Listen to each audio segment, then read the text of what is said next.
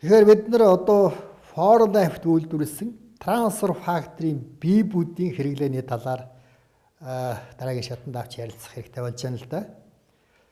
Энэ савлсан бүтээгдэхүүн дотор яг хүний биед, бусад амьтны биед яг амьдараа үйл ажиллагаа явуулж байдагтай авь адилхан трансфер факторуудыг ялгаж аваад савлцсан байгаа юм.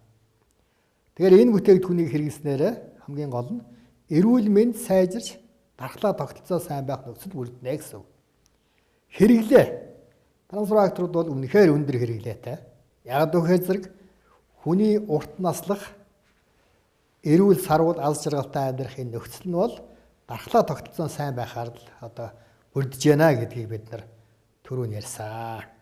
Урд нь бол хүн ажил хөдөлмөр их сайн хийх хэрэгтэй. Эрүүл мэнд чинь муудаад ирэх юм бол эмч нарт очиж ханд үзүүлээд, эмнэлэгт очиж хэвтээд, эм уугаад, совлуулаад ингээд эрүүл мэндээ сайжруулчихна гэсэн ойлголт байсан юм. Тэгвэл орчин үед хүн өөрийнхөө эрүүл мэндийг хамгаалахын тулд бүх боломжтой арга хэмжээг авах шаардлага урган гарч байгаа. Үүний нэг чухал боломж нь энэ дархлаагийн сайжруулдаг, дархлаахын мэдээллийг хооронд нь зөөдөг трансфер факторууд гэдэг бодисуудыг хэрэглэснээр тэгээд эрүүл мэндээ сайжруулах боломж байна гэдэг нөхцөл байдал бол трансфер факторуудын хэрэглээний гол шаардлага болж ирж байгаамаа. Хэрэглэхэд маш амархан, ерөөсөө амааруу, тэгэхээр зэрэг аюул байхгүй гэж ойлгож болно.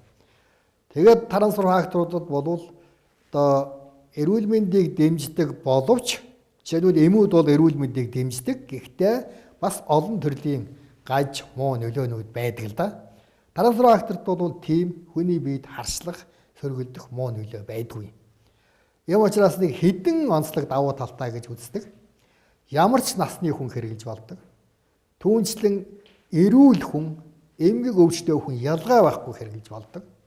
Трансфер факторуудыг хэрэглэхээр зэрэг тэр нь хүний биеийн эрхтэн систем эд эсүүдийг ерөөсө ялгадаггүй. Биеийн бүхий л түвшинд л үйлчилдэг ийм давуу талтай байдаг.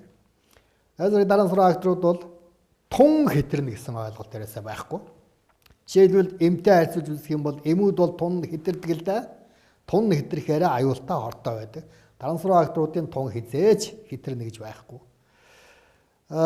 Трансфер факторуудыг заавал эмчийн жороор хэрэглэх шаардлага байхгүй.